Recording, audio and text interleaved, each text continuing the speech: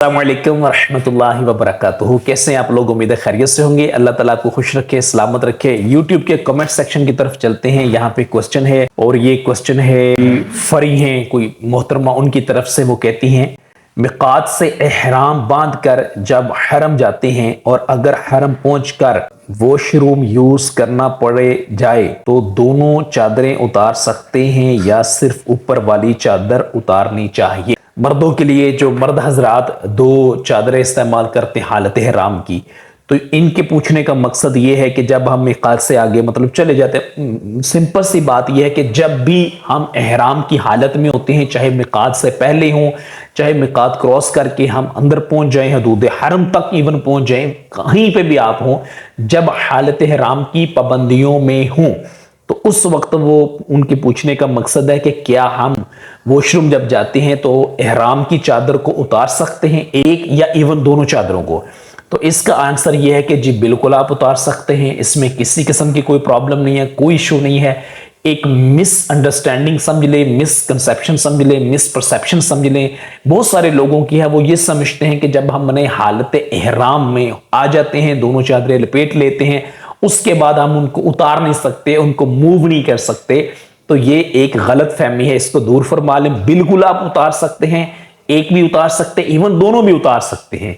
Even हालत हराम में आपको गुस्ल की भी इजाजत होती है, आप गुस्ल भी कर सकते हैं बवक्त ज़रूरत, लेकिन उसकी कंडीशंस हैं, ठीक है, और वो कुछ शराइत के साथ है। बिकॉज आप हालत हराम में है ना, तो जब आपने हालत हराम में वजू पे भी इवन जाना है तो आपने वजू भी करना है, तो आपने कुछ एहतियातों के साथ वजू करना है। जैसे नॉर्मली हम कर रहे होते हैं, कोई बाल भी टूट जाता है, मतलब कि हाथ से टूट जाए, सर से टूट जाए, तो उसमें हम केयर नहीं करते। लेकिन जब आप हालत हराम में होंगे तो इन चीज़ों का ख्याल रखना पड़ेगा। फिर जब आप गुस्ल के लिए जाएंगे तो डेफिनेटली आपको इन सारी बातों का ख्याल करना पड़ेगा कि खुशबू वाला साबुन नहीं होना चाहिए, सर पे आपने साबुन नहीं लगाना, शैम्पू नहीं लगाना। इसके अलावा आपने दोनों चादरें उतार के उसकी एक साइड पे हैंग करके पानी सिर्फ अपनी जिस्म पे बहाना होता है, ठीक है। बिलफर्ज कोई जू वगैरह है तो वो उसको मार नहीं सकता, ठीक है। तो कोई भी आपने किसी किस्म की कोई चीज यूज नहीं करनी, जैसे कि कंडीशनर वगैरह व्हाट्सएवर कुछ जो भी लोग यूज करते हैं, तो कोई भी ऐसी वैसी चीज आपने यूज नहीं करनी। इन चीजों से, शैम्पू से, खुशबू वाले साबुन से, इसके अलावा हैंड वॉश लोग यूज करते हैं, इन सारी चीजों से आपने बचना है। लेकिन आप दोनों हराम की चादरें भी उतार सकते हैं, गुस्ल भी कर सकते हैं। आप देखें हज के लिए जो लोग जाते हैं तो जाहिर सी बात है 2.25 या 2.5 दिन, समटाइम 2.25-3 दिन तक आपको हालत एहराम में रहना पड़ता है। तो अब इतनी गर्मी होती है, हबस होती है, रश होता है, तो वहां पे गुस्ल की जरूरत तो रहती है, ठीक है। तो फिर लोगों को गुस्ल वहां पे करना ही पड़ता है, तो गुस्ल आप कर सकते हैं, इसमें कोई इशू नहीं है। दोनों चादरें भी उतारी जा सकती हैं, एक चादर भी उतारी जा सकती है।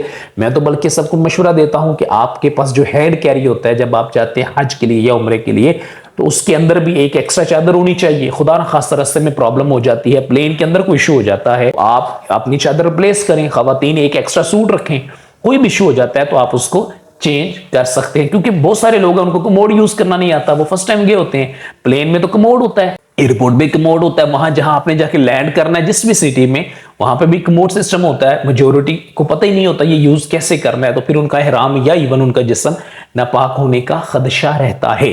तो फिर उनको मैं यही मशवरा देता हूं कि आप एक्स्ट्रा ihram की चादर लाजमी अपने साथ रखें, बल्कि पूरा ihram ही रखें। यानी 2 चादरें ही तो आपने कैरी करनी है, उसमें क्या प्रॉब्लम है, वो हैंड कैरी के अंदर रखें। वो आप कहीं पे भी उनको फिर अल्लाह ना करे जरूरत इस तरह पड़े तो आप उनको यूज कर सकते हैं, कोई प्रॉब्लम नहीं है। बहरहाल जो ये लोगों की एक मिसअंडरस्टैंडिंग है कि हमें एहराम जब पहन लिया है, मर्द हो या खतून हो, तो वो उसको उतार नहीं सकता, इसमें बहुत सारे क्वेश्चंस लोग इस तरह के भेजते हैं। तो इस गलत फहमी को दूर फरमा लें, कोई इशू नहीं है, आप एहराम की चादरें उतार सकते हैं, बावक्त जरूरत गुस्ल भी इवन के किया जा सकता है। अल्लाह ताला अपनी रहमत वाला मामला फरमाए जी। जब आप उम्रे पे जाएं या हज पे जाइएगा, जहां अपने लिए दुआएं कीजिएगा, हमारे लिए भी दुआ कीजिएगा। अल्लाह ताला हमें भी बैतुल्लाह शरीफ की ज़ियारत नसीब फरमाए, हमें भी रोज़ा रसूल सल्लल्लाहु अलैहि वसल्लम पे हाजिर होके कसरत के साथ दुरूद व सलाम पेश करने की सआदत नसीब फरमाए। आमीन या रब्बुल आलमीन। अस्सलामु अलैकुम व रहमतुल्लाहि व बरकातुहू।